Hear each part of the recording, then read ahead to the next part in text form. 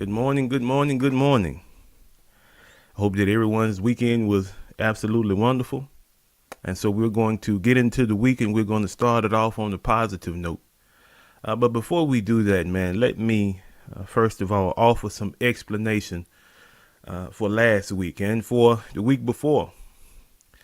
I realized that I have not been on target as far as delivering these positive motivational videos for you all. But last week I had a little bit of a setback. Uh, and to be honest with you, I was not in the mood to offer anything positive. And I know what you're saying. That's something that usually is not the case with me. But now let me explain. Last week, I was asked to do something that was an honor, but it was difficult at the same time. So I had a death in the family, a very, very, very important and influential person in my life passed away. And you heard me talk about them as a couple in Oxford and how these two individuals had the deepest impact on me as far as what I needed to be in regards to being a husband and a father and even a son. There's so many things that I learned from speaking with them, but then also just by watching their interactions together and individually. And I refer to him as dad and I refer to her as mom because that's the role that they took on. I can remember when I first met them, I was an 18-year-old from Belzoni, Mississippi. I didn't have much experience with life. I didn't know much, but that was okay. That was okay because they were willing to teach me. And that's exactly what they did. They took on the responsibilities that I feel my mother would have taken on in those particular aspects of my life. The things that I would need to know, how to pay bills, how to maintain the car, all of the things that adults and grown-ups do on a day-to-day basis. They were there to help me learn those things. But as I mentioned, she passed away. She passed away. And it was a difficult thing for me to grasp at first, because I'm used to seeing both of them together. When I see her, I see him, and when I see him, I see her. So as the story goes on, man, her oldest son, Keith, and I'll use his name because I'm sure he won't take offense to it. Keith and I have a conversation. I called because I want to know if the family is doing okay. Because contrary to popular belief, these people are important to me. They are. And I'm not always around. I'm not always in the mix, but they are important to me. And I believe that they understand that. And so Keith says that they've had a discussion as a family and they want me to become a pallbearer for her services. And now, as I mentioned, I was honored. Absolutely, I was. Because she was their mother, but then they let me borrow her, right? They let me call her mom. They let me do things for her that her children would usually do. They let me do those things because of the relationship I had with them and with her. They took me in, man. You don't see that nowadays. You don't see people showing love in that capacity to someone that's not a blood relative. And so you have to understand that that is something that I treasure. I really do. I treasure that relationship. And so I agreed to be a pallbearer. I agreed that I'd be there at 2 p.m. And I kept my word. I did. But here's the thing. And I must admit that even though at the time I didn't really realize what had happened, but now that I look back on it, it's absolutely something that comes to my attention and holds my attention. When we were taking mom out, taking her casket out and taking it down to the burial site, it was almost eerie, man. It was almost as if I was standing somewhere looking down on myself carrying mom's casket. But at any rate, When we got the casket into place, I was one of the last two at the end. And when I heard the sound that it made when I set the casket down on the rollers, that sound did something to me. It did. I think what it did was snap me back to reality, to where I was. And all of the things that we used to do together came to mind. Seeing her at services, complimenting her on her new hairstyle, going over to their house and putting up TVs for them and doing other things with Dad. All of those things started to rush to my memory, and I was almost overwhelmed. The smile that she would give me when I did a good job.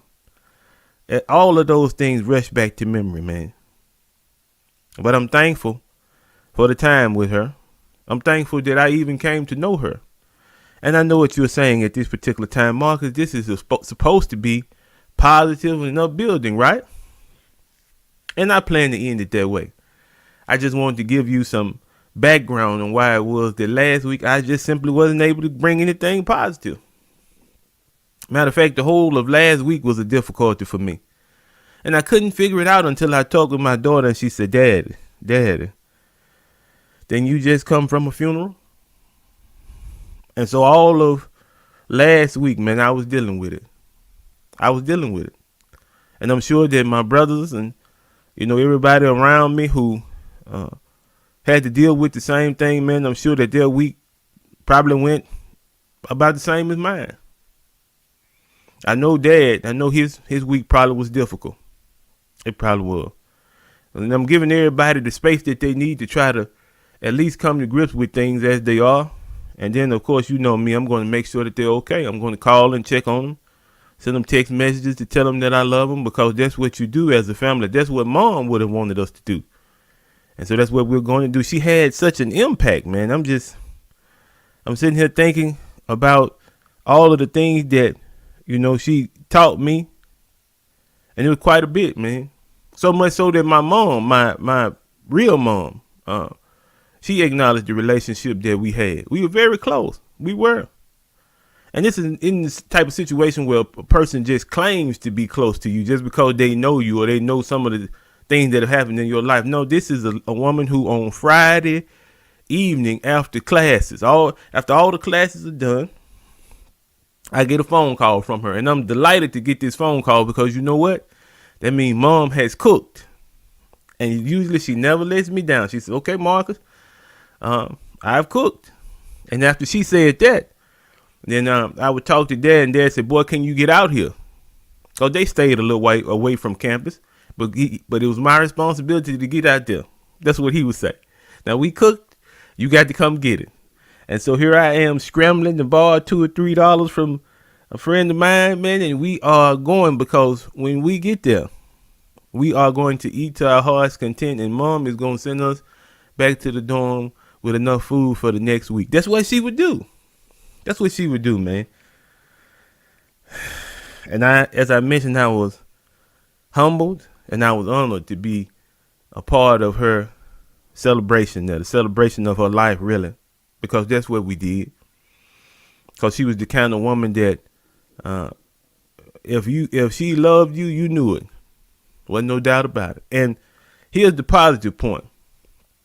One thing that I noticed about the funeral services is that there were people from everywhere, different colors, different walks of life, different states. They were from everywhere. She had not just an impact on me, but on quite a few people. And so the positive thing that we can draw from that is that she lived a life where it was that she had such a positive impact. She did things for individuals. She helped. She pushed positivity. She pushed love. She pushed all of the qualities that are necessary for a person to have a good reputation. And so when looking at that, I thought to myself, when that day comes for me, I want my services to be as beautiful as hers was. I want to be able to live a life like hers, where I impacted so many different people. and I impacted them for the good. And so, even today, man, as I'm going on about my day, as I'm going on about doing the things that I have to do, I want to keep that in mind. That I want to have the same eventuality that she had, where I'm loved, where I'm appreciated, but not only that, where I love and appreciate those around me. And that's a powerful thing. That's a very powerful thing, man, because you never know how your actions can turn another individual's life completely around just by a few words, just by the look that you give, just by a simple hug or handshake. Man, you can change somebody's trajectory of their entire existence. And I think she knew that, and I think that she became accustomed to doing it, and she did it well, because when individuals started to tell stories about her and about Dad and about their interactions with the both of them, they were all good. And I'm not saying that she's perfect, but I am saying that I believe, honestly, that the good outweighed the bad. And in the end, that's all we can ask for. After it's all said and done, did we do more good than bad?